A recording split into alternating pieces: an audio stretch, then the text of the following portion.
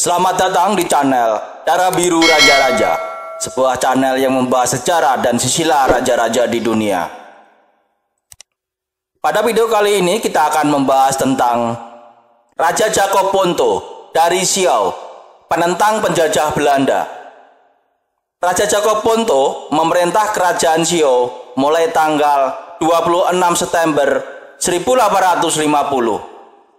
Pemerintahannya membawa berbagai kemajuan di kerajaan Siau.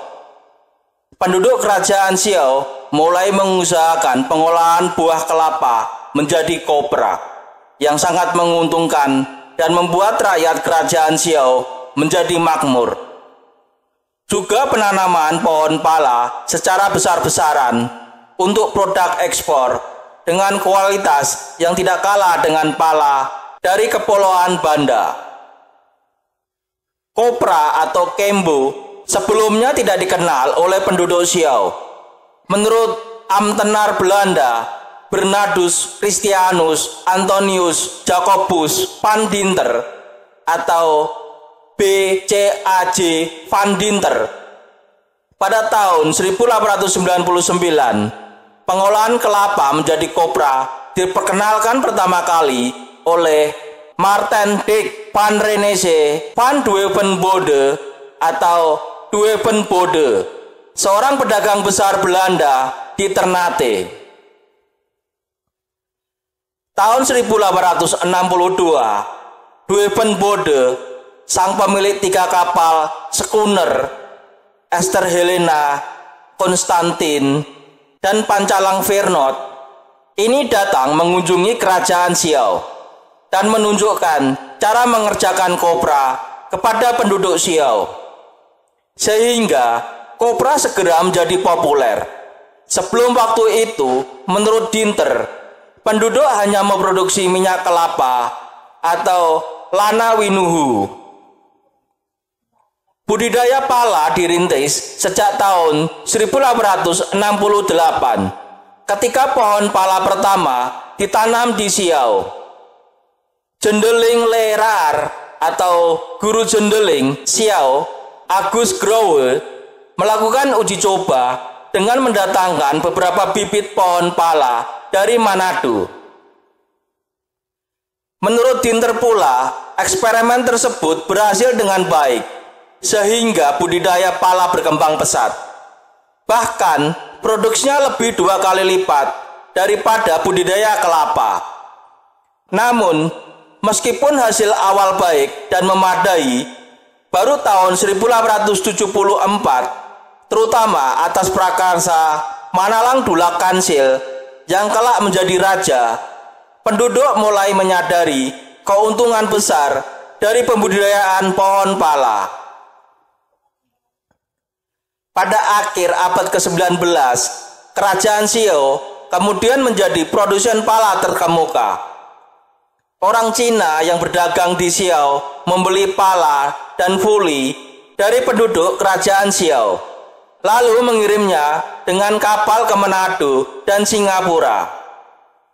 Pada tahun 1897, harga pala adalah 40–50 gulden per pikul, dan untuk harga fuli mencapai 70–80 gulden untuk tiap pikul. Pada tahun 1890, harga mencapai puncaknya, 98 gulden per pikul pala dan 125 gulden per pikul fuli. Van Dinter yang menjabat aspiran kontroler Sangheta Laut dari tahun 1897 hingga 1899 di bawah kontroler FC Forsman, mencatat pula kualitas pala Siau sejajar dengan pala Banda. Jumlah pohon pala Siau sekitar 20.000 yang belum berbuah, termasuk pohon jantan sekitar 120.000. Di tahun 1897, ekspor pala kerajaan Siau sebanyak 2.000 pikul. Tanggal 8 Juni 1863, Raja Jacob Ponto dan para menteri kerajaan Sio dengan residen Willem Christian HP di Manado menandatangani perjanjian atau Overeenkomsten yang berisi 27 pasal. Dari 8 menteri atau Rijksgroten yang ikut bertanda tangan pada perjanjian dengan Belanda tersebut, hanya satu presiden Jogugu yang terbaca namanya, yakni Jacob Sahae yang bertanda Kruis. Satu presiden raja, 3 orang Jogugu, satu presiden Jogugu lain, dan 2 kapiten laut tidak terbaca namanya. Dengan perjanjian tersebut, pajak diberlakukan secara resmi untuk penduduk kerajaan Siau sebesar 1 gulden untuk setiap penduduk.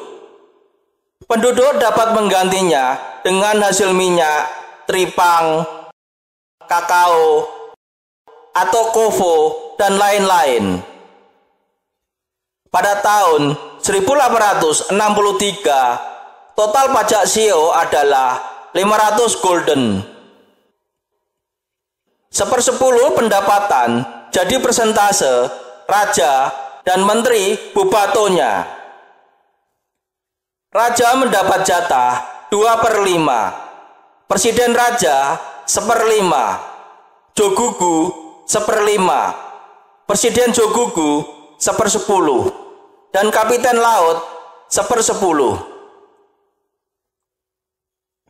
Pada bulan Maret tahun 1864, bajak laut bersenjata berat menyerang Raja Jacob Ponto yang baru pulang dari Manado di Pulau Bejaran atau Pulau Biaro. Ia bisa lolos setelah terjadi pertempuran sengit, di mana kedua belah pihak jatuh korban meninggal dan terluka. Raja Jacob Ponto yang semula beragama Kristen Protestan pindah masuk Islam.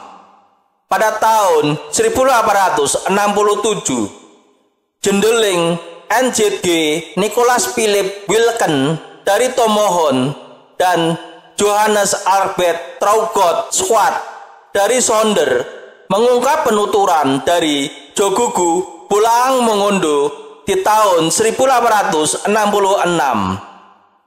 Ketika Raja Ponto meminang adik Raja Bolaang Mongondo, Johannes Manuel Manopo. Pertama ia menerima penolakan, namun diberitahukan kepadanya pernikahan bisa terjadi jika kedua pihak menganut agama yang sama. Raja Ponto memahami petunjuk tersebut dan pergi ke Bolaang Itang, tempat kelahirannya yang saat itu diperintah oleh adiknya Israel Ponto sejak Agustus 1864. Di kerajaan Bolaang Itang, ia kemudian masuk Islam. Setelah masuk Islam, kemudian Raja Jacob Ponto pergi ke kerajaan Bolaang Mongondo, mengulangi lamarannya dan diterima dengan baik. Raja Jacob Ponto memberikan mas kawin terbilang besar pada saat itu. Walaupun Raja Jacob Ponto sudah masuk Islam, di kerajaan Sio, Islam tidak berkembang. Kristen Protestan justru tumbuh makin pesat dengan persekolahannya. Pada masa Raja Jacob Ponto sudah berdiri sekolah yang dibiayai penuh oleh pemerintah Hindia Belanda. Biasanya disebut sekolah gubernemen. Sekolah-sekolah itu ada di Dago, Tamako, Ulu, Sawan, Talawit, Lia, dan Kiawang. Di samping itu juga ada sekolah negeri atau sekolah partikulir atau jemaat yang sebagian biayanya disubsidi oleh pemerintah. Sekolah-sekolah negeri ini ada di Ondong, Makalehi, Biau, Mala, Baru, Kanawong, Lae, Beong, Buhias, Parat, Lehi, Karakitan, Sawang, dan Kalama. Pada tanggal 11 Desember 1884, Raja Cakopunto dengan residen Owen Maurits de Munich kembali menandatangani kontrak politik di Manado. Kontrak politik ini berisi 29 pasal. Pajak kerajaan Shio ditetapkan lagi sebesar 500 gulden per tahun. Dengan tiap rumah tangga 1 gulden, atau ditukar minyak, tripang, karet, atau kovo. 1/10 bagian dari pajak menjadi jatah raja dan para menterinya. Dengan rincian pembagiannya, raja memperoleh 3/10, jogugu dan presiden raja 2/10, dan kapiten laut 3/10. Pada tanggal 26 November 1885, kontrak politik antara Raja Cakopunto dan Belanda diperbarui. Dari pihak pemerintah kolonial Belanda diwakili oleh J.H.R. Johannes Cornelis Wilhelminus Didericus van der Wijk, Residen Manado baru yang menggantikan Residen Munich. Isi dari perjanjian kontrak politik yang baru ini terutama menegaskan wilayah dan batas-batas kerajaan Shio. Dalam kontrak ini, kerajaan Shio disebut mencakup pulau-pulau Makalehi, Masare, Pahi Parempoang, Kapuliha, Mahuru, Kalama, Karakitan, Mangehetang, Para, Nitu, Salangkere, Silahi, Singelewan, Lawean, Hamalutan, Nanungen, Bawondike. Selanjutnya, wilayah milik kerajaan Shio di Sangi adalah negeri Tamako dan Dagu dan Pulau Mahumu. Perbatasan barat dari dua negeri ini dari Tanjung Lelapirle ke selatan, sepanjang pantai hingga mulut sungai Polowatu. Perbatasan selatan membentang di sepanjang aliran sungainya sampai puncak gunung Pongkonsi. Sementara di perbatasan utara dari puncak gunung tersebut ke Tanjung Lelapide. Sedangkan di Kepulauan Talaut, wilayah milik kerajaan Shio adalah Pulau Kabaruan. Masa akhir pemerintahannya, Raja Cakopunto banyak menentang kebijakan kolonial Belanda. Ada dua versi tentang penentangan Raja Cakopunto, versi Belanda dan versi kerajaan Shio.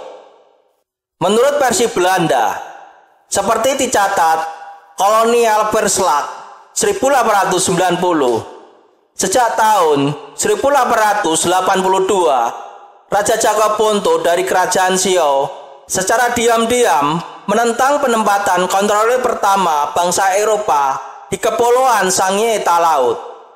Ia pun dituduh menghasut dan mengancam para pejabat pemerintahan Hindia Belanda yang ditempatkan di wilayahnya.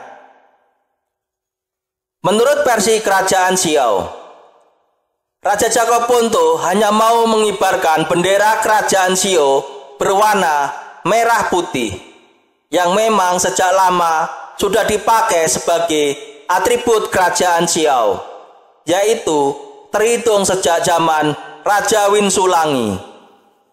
Pejabat Belanda yang dikirim untuk menggertak raja tidak berhasil membuat raja gentar. Raja juga tidak mau menaikkan pajak kepala daerah di kerajaan Shio, sehingga dia berani berdebat dengan pejabat Belanda.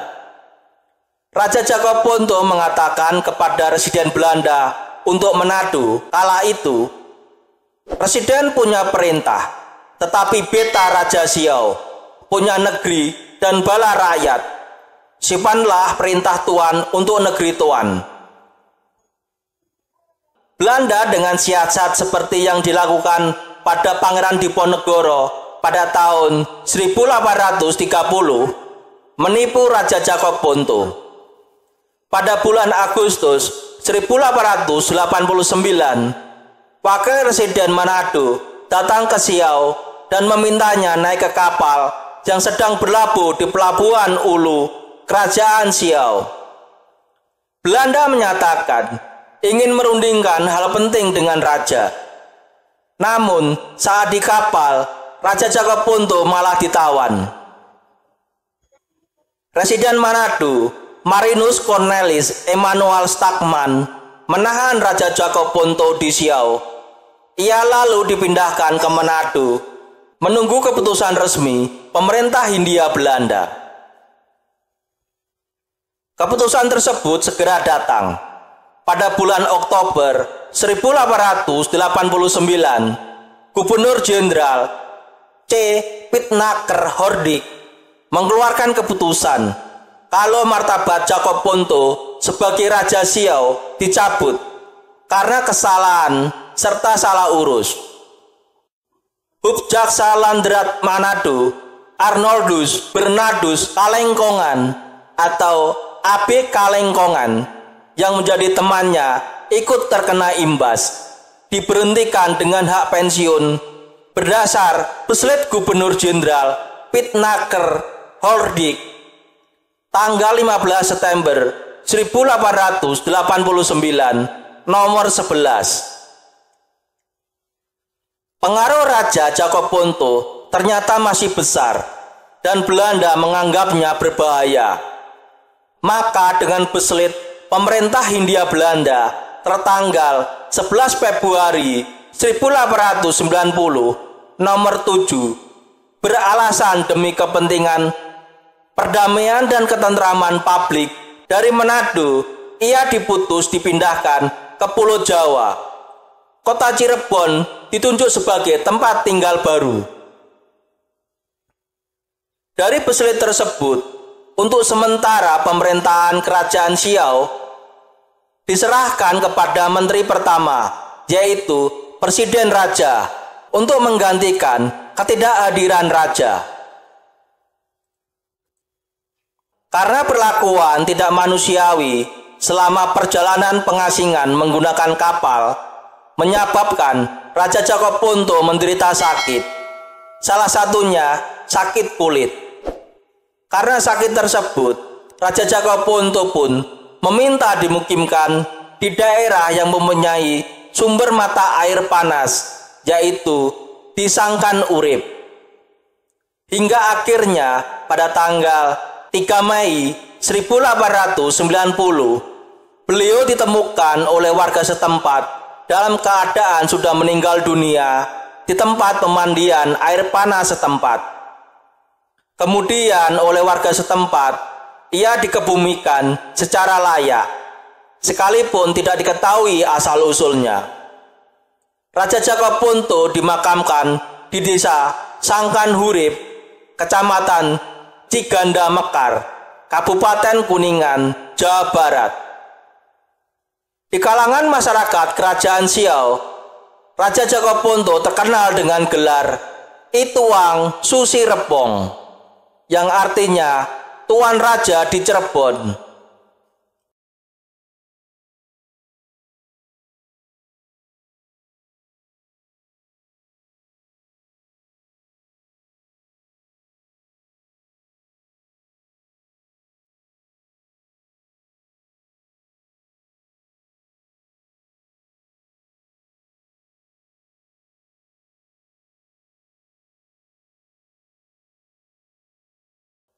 Demikian video tentang Raja Jacob Ponto dari Siau, penentang penjajah Belanda.